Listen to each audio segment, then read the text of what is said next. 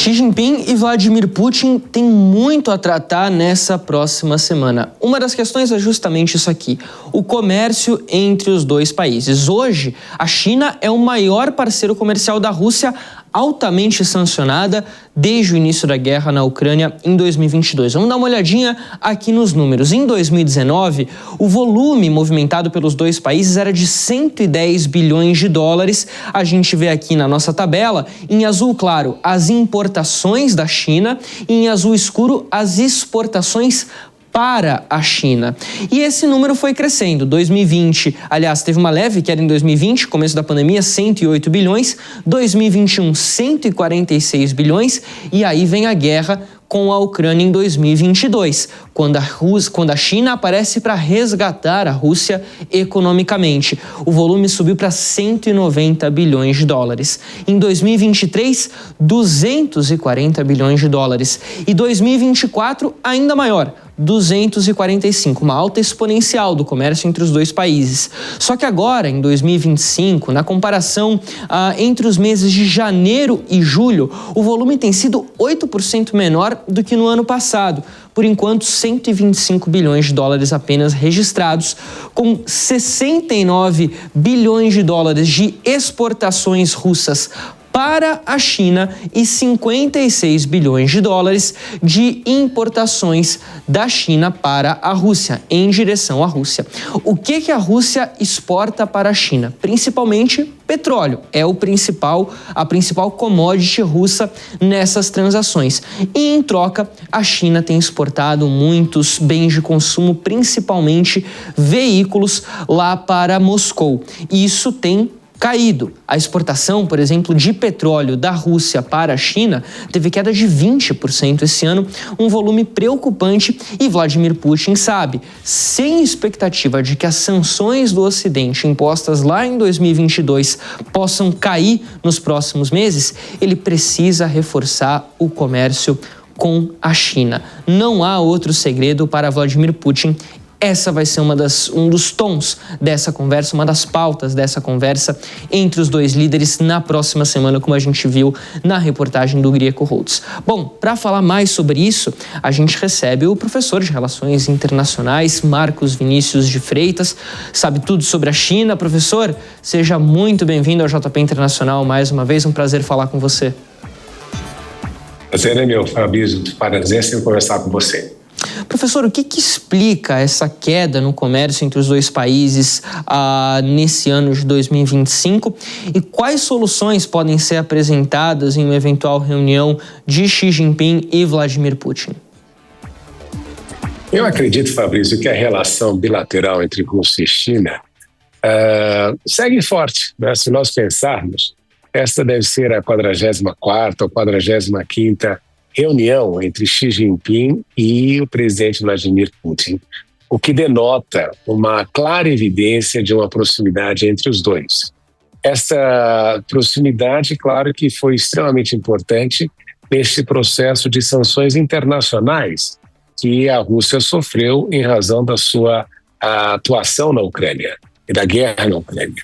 Então, Pequim tem sido o fiel da balança neste processo e que tem ajudado a Rússia a recuperar-se economicamente e, contrário àquilo que eram as projeções internacionais, conseguiu crescer economicamente. Então, quando a gente observa isso, quem está na China nota muito claramente o número de produtos russos que chegaram nas prateleiras nos supermercados da China. Você também tem mercados locais que vendem somente produtos russos.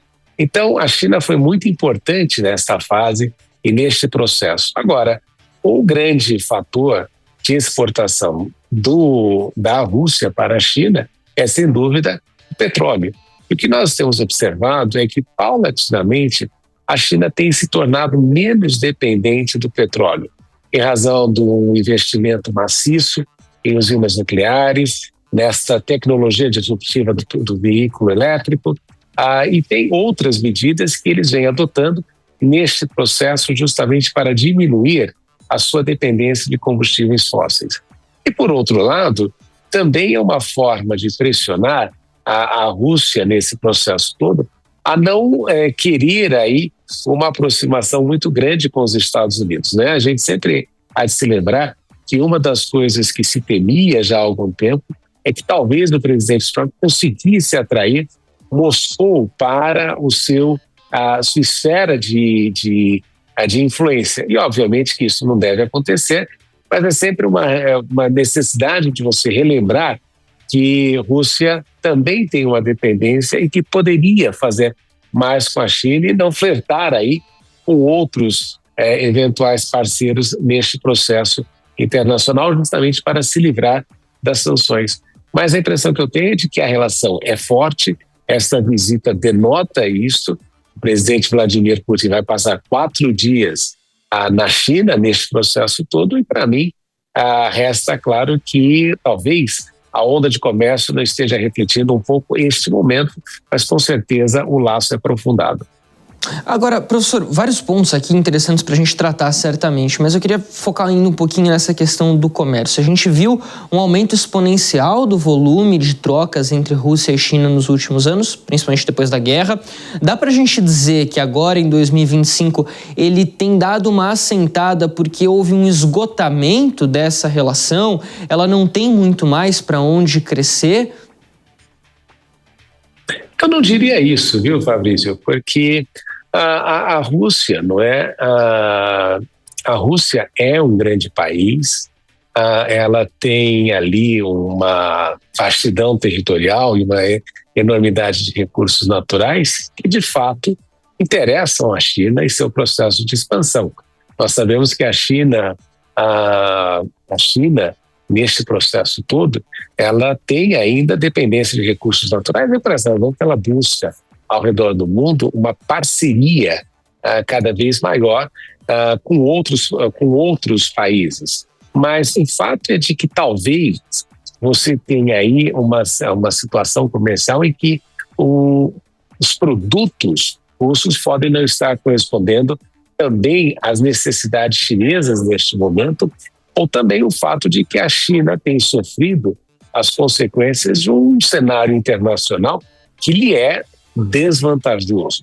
Não podemos esquecer, né, que a China sofre aí ainda a questão do impacto da tributação norte-americana e também essa propaganda global, inclusive liderada muitas vezes pela União Europeia, no sentido de reduzir a atuação global da China. E isso afeta o crescimento econômico do país e, por consequência, também afeta a sua relação comercial com o resto do mundo. E, obviamente, que se o combustível fóssil for o elemento principal desta situação, obviamente que nós vamos ver aí uma redução nisso. Então, eu não entendo como uma estagnação, mas o resultado também de uma situação global que envolve a China e que também faz com que os chineses talvez não acelerem tanto ou que também não tenham aí necessariamente todos os produtos que gostariam de adquirir da Rússia ou a Rússia não tem a capacidade de fornecê-los.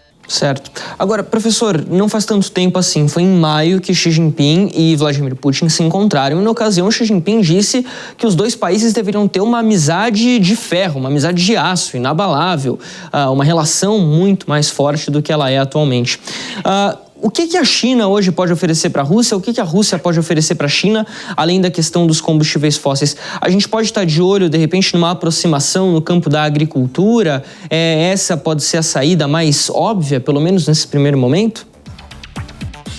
Veja, Fabrício, o grande temor britânico no século XIX era uma associação entre a Rússia e a Alemanha, justamente por causa da vastidão de recursos naturais que você tem na Alemanha, na Rússia, e o capital intelectual que você tinha na ocasião na Alemanha. A mesma coisa acontece hoje em dia. Os Estados Unidos têm uma preocupação enorme com uma relação estreita entre Moscou e Pequim, justamente pelo fato de Moscou ter essa amplidão de recursos naturais e a China ter aí uma capacidade intelectual muito grande que pode se beneficiar desse relacionamento bilateral.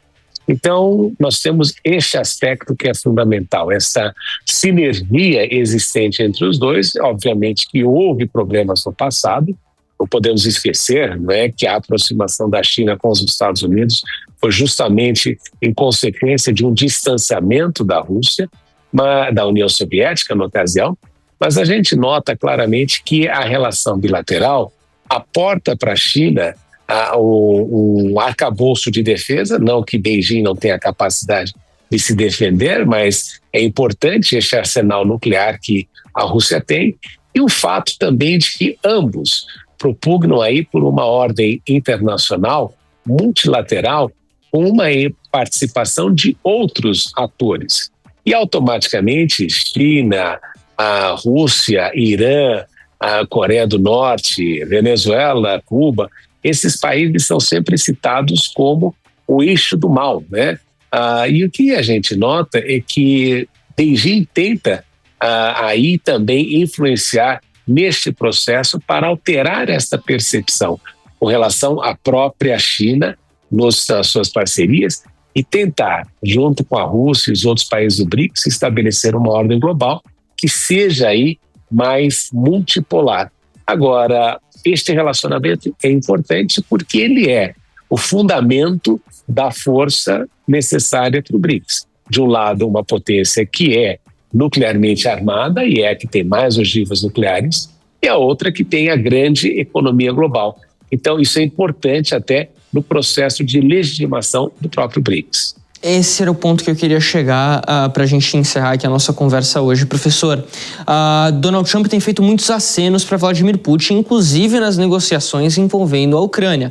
A gente sabe da admiração de um pelo outro e você já mencionou aqui uma tentativa de trazer a Rússia para a esfera de influência americana em detrimento dessa relação com a China.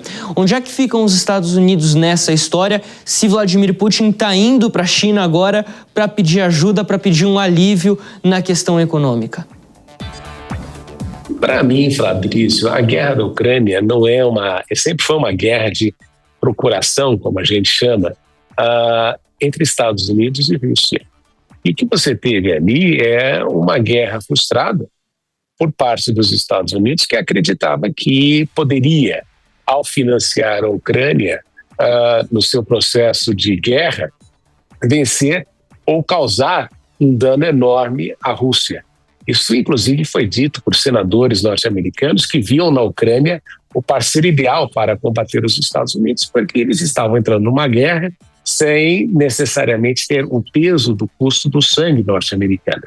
Mas o que nós temos observado é que está mais do que claro de que a Ucrânia perdeu a guerra, que Zelensky tem perdido a legitimidade do poder, né? E que nesse processo todo o próprio Vladimir Putin compreende que venceu o processo. E o grande fator, o processo de guerra é a atuação que ele teve na Ucrânia. Então, os Estados Unidos, e aqui foi o fundamento da atuação de Putin nesse processo todo, era justamente uma questão de expansionismo da OTAN, que a Rússia sempre rechaçou. Então, por mais que Trump tente fazer uma aproximação com a Rússia, Putin, que já não é novo nesse cenário, tem, claro, duas coisas que são fundamentais. Em primeiro lugar, os Estados Unidos não são um parceiro confiável, porque a alegação e a promessa pós-fim da União Soviética é de que a OTAN não se expandiria na direção da Rússia, o que não aconteceu, o que nós vimos ali efetivamente na expansão da Rússia, incluindo vários países que pertenciam à esfera de influência da União Soviética no passado. E, em segundo lugar, o fato de que os norte-americanos sancionaram a Rússia como nunca foi feito em nenhum país, inclusive se apropriando dos recursos econômicos do país, e que gerou justamente essa onda global contrária à continuidade da dolarização da economia global. Então, são dois fatores importantes que Putin leva em consideração e que, ao olhar para Beijing, ele vê justamente o contrário. O parceiro que está neste processo de reconstrução da ordem global, claro que tem uma influência muito maior por causa da presença comercial da China no mundo e também um parceiro que lhe ajudou muito no momento em que os países do Ocidente praticamente fecharam as portas à Rússia.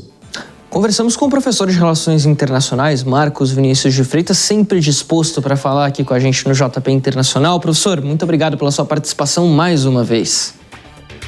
Eu que agradeço pela oportunidade. Até a próxima.